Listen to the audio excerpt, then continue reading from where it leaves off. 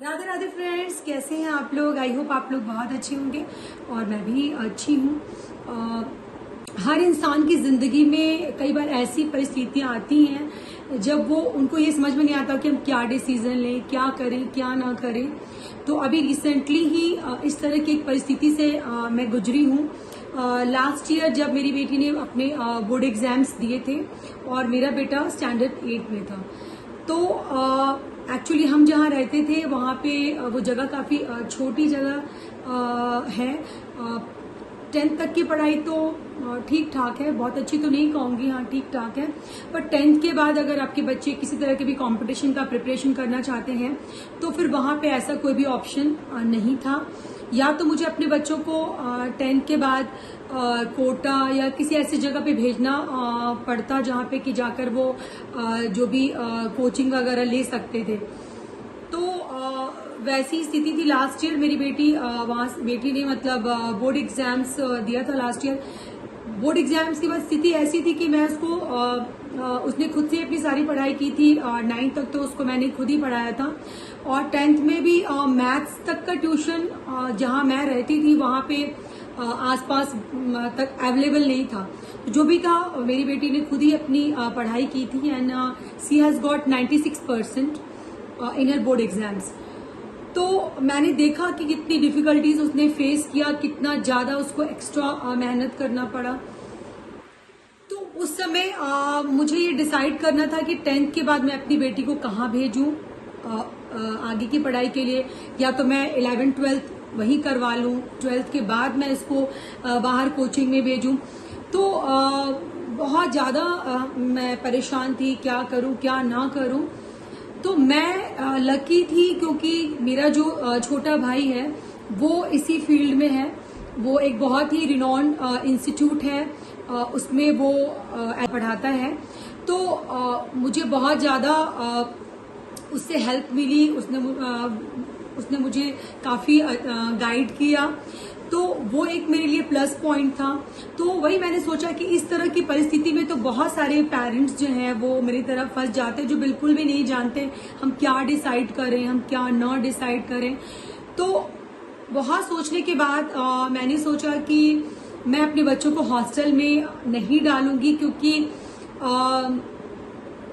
मुझे ऐसा लगा कि एक्चुअली जब मैं हॉस्टल में गई थी तो मुझे 1 साल जो है वो एडजस्ट करने में लग गया था हॉस्टल में। तो मैंने अपने तरीके से सोचा। तो मुझे लगा कि 11 जो होता है वो बहुत ही डिफिकल्ट होता है बच्चों के लिए। तो उस टाइम पे मुझे लगा कि नहीं, बच्चे अगर सेटल होने के स्ट्रगल में फंस जाएंगे तो फिर वो पढ़ाई पे कंसंट्रेट नहीं कर पाएंगे। ये मेरा मानना था, ये मैंने सोचा। तो फिर मैंने डिसाइड किया कि नहीं, मैं अपने बच्चों को जो सबसे नियर है और ये भी कह सकते मेरा नेटिव प्लेस है, मैंने बोला वहीं पर मैं अपने बच्चों का एडमिशन कराऊंगी। और मैं जॉब में थी और मैं चाहती तो उसको, इन लोगों को, यहाँ मेरे रिलेटिव्स थे उनके पास भी रख सकती थी, लेकिन पता नहीं क्यों मेरा मन नहीं माना। मैंने मतलब ये डिसाइड किया कि I will let the job for 3-4 years, ताकि मेरे बच्चे सेटल हो जाएं और फिर मैं वापस से जॉब ज्वाइन कर लूंगी। क्योंकि मेरे हस्बैंड जो थे वो वहीं रह रहे थे, उनका भी ट्रांसफर नहीं हुआ था, तो उनको मुझे वहां छोड़ना था और मुझे बच्चों को लेकर यहाँ आना था। तो लास्ट में हम लोगों ने ये डिसाइड किया कि नहीं, मैं अपने बच्चों को यहाँ पे एडमिशन कराऊंगी। तो मेरी बेटी ने 10th कंप्लीट किया था, तो उसको 11th 12th में हमें यहाँ करवाना था। तो मैंने यहाँ के स्कूलों में इसका एंट्रेंस दिलवाया and luckily she has qualified the entrance. और यहाँ का जो सबसे बेस्ट स्कूल है रांची का, तो उसमें सी हैज गॉट एडमिशन और उसको एडमिशन मिल गया वहाँ पर। और फिर उसके बाद अच्छी सी एक कोचिंग हमने सेलेक्ट की और उसमें हमने उसको कंपटीशन की तैयारी के लिए उसमें हमने एडमिशन करा दिया। उस वक्त मुझे ये समझ में आया, ये मेरा अपना पर्सनल मानना है, जो मैंने फील किया कि मैंने बहुत सही डिसीजन लिया कि मैंने अपने बच्चों को क्लास 11 से ही कॉम्पिटिटिव कोचिंग्स में डाला। क्यों? क्योंकि 11th 12th के बाद इवन मेरी बेटी जब 11th में यहाँ पर आई तो उसे बहुत डिफिकल्टी हुई, बहुत ही मुश्किल हुई, बहुत ही मुश्किल हुआ यहाँ के कोचिंग्स में एडजस्ट करने में। उसे बाकी बच्चों से ज़्यादा एफर्ट डालना पड़ा, ज़्यादा मेहनत करनी पड़ी। जो बच्चे ऑलरेडी पहले से कोचिंग में पढ़ रहे थे, इंस्टीट्यूट में जो ऑलरेडी काफ़ी सालों से पढ़ रहे थे, तो उनके कंपेयर में मेरी बेटी को बहुत ज़्यादा मेहनत करनी पड़ी, ज़्यादा एफर्ट डालना पड़ा।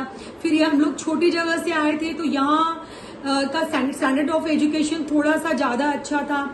तो बहुत सारी चीज़ों में मैंने देखा मेरी बेटी को बहुत डिफिकल्टी फेस करनी पड़ी। इस चीज़ को देख के मैंने डिसाइड किया कि मेरा बेटा 9th में गया था जस्ट, तो मैंने बोला कि नहीं, मैं अपने बेटे का एडमिशन 9th से ही ऐसे किसी इंस्टीट्यूट में करवाऊंगी ताकि इसको ये प्रॉब्लम ना फेस करना पड़े। और फिर जो है मैंने अपने बेटे का भी एडमिशन एक इंस्टीट्यूट में, मेरे लिए बहुत डिफिकल्टी हुआ क्योंकि मैंने अपना जॉब भी छोड़ दिया और ऑल ऑफ ए सडन जो हमारा वहाँ पे हमारे बेटे का एडमिशन 9th से ही ऐसे किसी इंस्टीट्यूट में करवाऊंगी ताकि इसको ये प्रॉब्लम ना फेस करना पड़े। और फिर जो है मैंने अपने बेटे का भी एडमिशन एक इंस्टीट्यूट में, मेरे लिए बहुत डिफिकल्टी हुआ क्योंकि मैंने अपना जॉब भी छोड़ दिया और ऑल ऑफ ए सडन जो हमारा वहाँ पे हमारा जो एक एक्सपेंसेस था, वहाँ का जो लाइफ में जो हमारा जो खर्च था वहाँ से तिगुना हो गया। तो डिफिकल्टी तो नो डाउट बहुत ज़्यादा आई और ये डिसीजन बहुत बाद में देखा जाए तो ऐसा लग भी रहा था कि हम लोगों के लिए पॉसिबल नहीं था कि हम एक साथ दो बच्चों को दूसरे शहर में जाके उनका एडमिशन कराएं, उनको फिर कोचिंग में डालें, उसका अलग से खर्च करें। लेकिन फिर भी हमने बोला, मतलब मैंने सोचा कि नहीं, जो भी होगी, जो भी डिफिकल्टीज होगी, फिर भी मैं अपने बच्चों का एडमिशन करवाऊंगी। और मैंने करवाया भी, प्रॉब्लम्स भी आए नो डाउट, पर मुझे बेनिफिट दिखा कि आज 9th, आज मेरा बेटा स्टैंडर्ड 10th में है, तो मैंने ये देखा कि जो लेवल ऑफ एजुकेशन मैं उसको वहाँ नुपुर को, मैं अपनी बेटी को दे रही थी, उससे कई गुना ज़्यादा अच्छा, बेटर जो है पोजीशन पे मेरा बेटा है आज। वो मतलब इंस्टीट्यूट्स की पढ़ाई की वजह से, स्कूल की पढ़ाई में 9th में तो उसे बहुत, नो डाउट बहुत डिफिकल्ट हुआ यहाँ पे कोप अप करने में, स्कूल के साथ और इंस्टीट्यूट के साथ बहुत दिक्कत हुआ। लेकिन फिर भी 10th में आते आते मुझे ये फील हुआ कि नाउ ही इज कंफर्टेबल, वो इजीली दोनों जगह मैनेज कर पा रहा है। और मैंने ये देखा कि वहाँ की पढ़ाई की वजह से स्कूल की जो पढ़ाई मैथ्स और साइंस की, वो इससे थोड़ी ईजी लग रही है।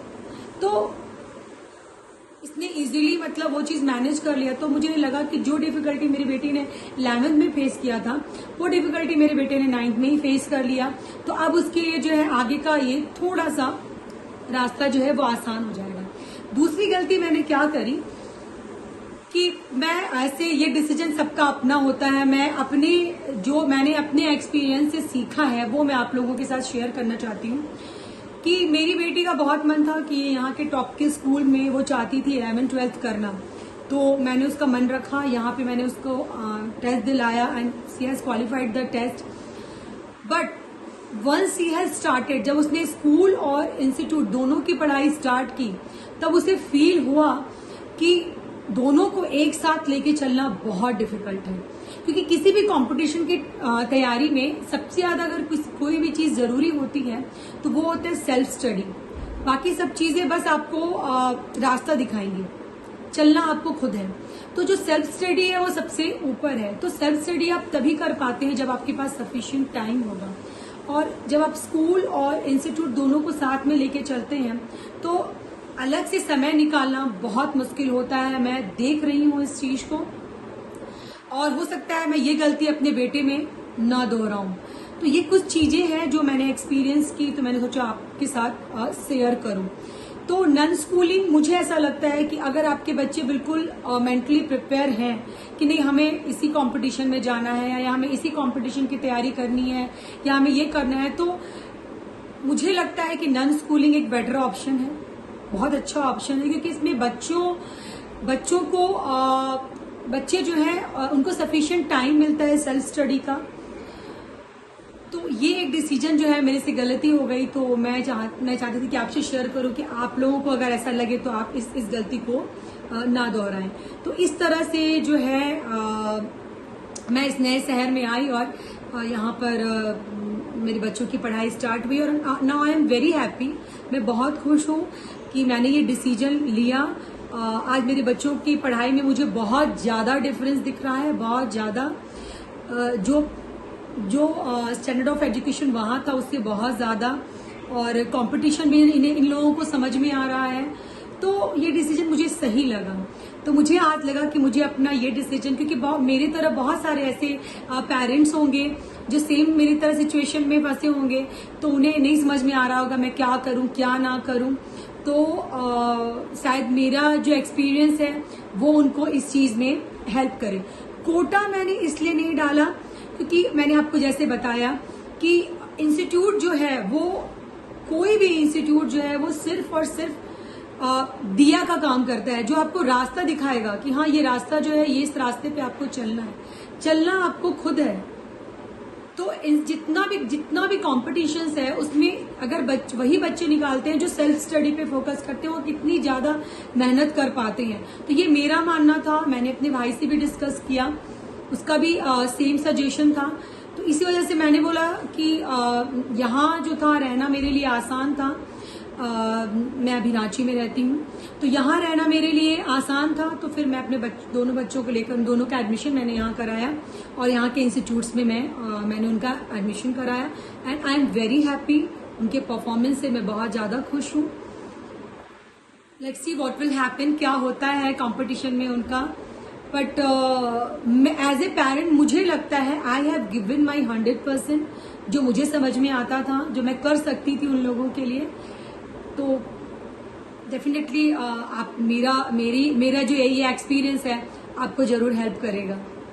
अगर आपको मेरा ये ब्लॉग पसंद आया हो तो please like share and subscribe जरूर करें। राधे राधे।